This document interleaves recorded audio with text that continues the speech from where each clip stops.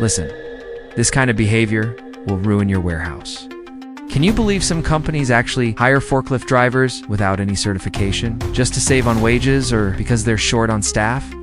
That's not just crazy. Trust me, it will cost you way more in the long run. And here's the kicker. Some companies hire people with a Class 1 electric motor rider truck license, then expect them to run a class for internal combustion engine truck. Yeah, they're both forklifts, but the controls, the safety measures totally different. That's still breaking OSHA rules, plain and simple. Uncertified drivers might manage the basics, sure, but when something unexpected happens, they panic, they mess up, and suddenly you're dealing with damaged goods, hurt workers, or worse, maybe turning your warehouse into a stinky mess. What these drivers don't get is that forklifts operate in 3 dimensions. They don't watch the height of their mast, or keep track of how close their tail is to obstacles, and the damage caused?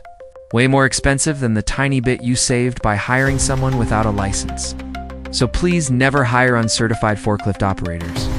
Your warehouse will thank you.